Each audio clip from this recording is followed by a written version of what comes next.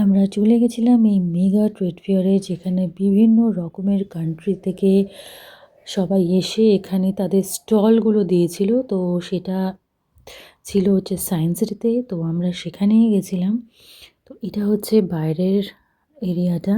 তো এখানে দেখতেই পাচ্ছ যে এসবিআর এটিএম কাউন্টারও কিন্তু আছে। মানে তোমাদের কিনতে কিনতে টাকা যদি শেষও হয়ে যায়, তোমরা এখান থেকে তুলতে পারো। প্লাস এখানে কিন্তু অনলাইন ফেসিলিটিও আছে। তো ঢুকেই দেখো, আমি একেই প্রথমে যেটা দেখলাম সেটা হচ্ছে রয়্যাল এনফিল্ডের এরকম শোরুম। একজন তো আবার গাড়ির ওপরেই চেপে বসে আছে।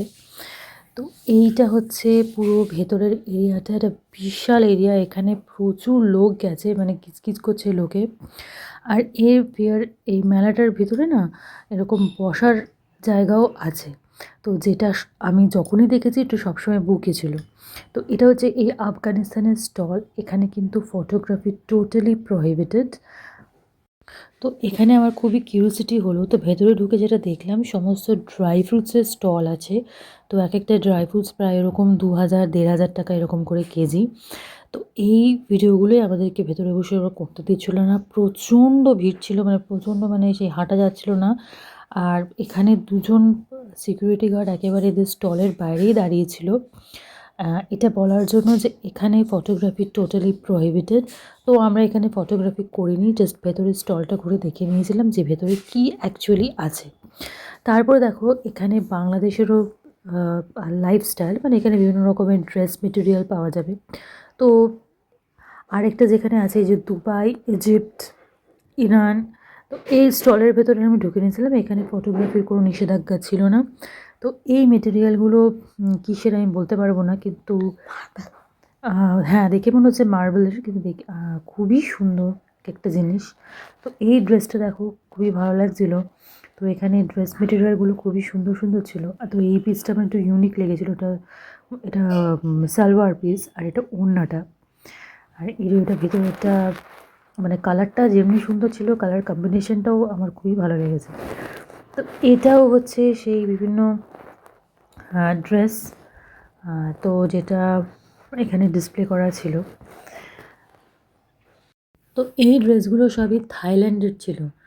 তো চলো আমরা ভেতরে ঢুকে একবার দেখে নিই থাইল্যান্ডের মেটেরিয়ালসগুলো কীরকম। তো এইটা দেখতেই পাচ্ছ বিভিন্ন রকমের, এইগুলো সবই সালোয়ার স্যুট আছে। তো এইগুলো বিভিন্ন সবই থাইল্যান্ডের কালেকশন। তো আমার এমন কিছু ইউনিক কিছু লাগলো না, এটা নর্মাল টাইপেরই। তবে যেটা যেটা দেখলাম যে এই প্রত্যেকটা ড্রেসের সাথে না এই যে হার যেগুলো আছে সেগুলো সবই ম্যাচিং করে পরানো আছে। তো মোটামুটি ঠিক আছে, নর্মাল যেরকম আমরা জেনারেলি পরে থাকি, এমন কিছু এক্সট্রাঅর্ডিনারি কিছু না। তারপরে আমরা চলে গেছিলাম এই চুড়ির দোকানটাতে। তো এটা আমার খুব ইউনিক লেগেছে, এটা জয়পুর থেকে ওরা এসছে। তো বলছে ওরা জয়পুর। তো যারা, তো আমার তো এইটা ভীষণই ভালো লেগেছে। তো একটার পর একটা ওরা দেখাচ্ছিল। তো এই যে যে ব্লু কালারটা যেটা দেখাচ্ছে, তো আমি বললাম যে এটা পার্টিকুলার একটা ড্রেসের সাথেই পরলে ভালো লাগবে। তো আমাকে এমন একটা দেখাচ্ছে যেটা সমস্ত ড্রেসের সাথে পরে এটা মানাবে।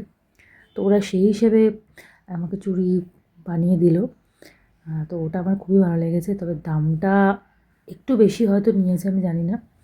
তো বার্গেনিং যখনই করছি, তো ওরা বার্গেনিং করতে কিছুতেই দেবে না, বলে কি না ও যা প্রাইস তাই নিতে হবে। তো আলটিমেটলি আমার এই যে চুড়িটা আছে এটা আমার খুব পছন্দ হলো। এটা মাল্টি কালারের, সব রকম ড্রেসের সাথে মোটামুটি পরা যাবে। মানে লাল আছে, হলুদ আছে, গ্রিন আছে। তো মোটামুটি মাল্টি কালার, তো সব ড্রেসের সাথে এটা ম্যাচিং হয়ে যাবে। তো এই দু রকমের চুড়ি আমাকে এরকম করে ম্যাচ করে দিল। তো দেখলাম যে বেশ সুন্দরই লাগছে দেখতে।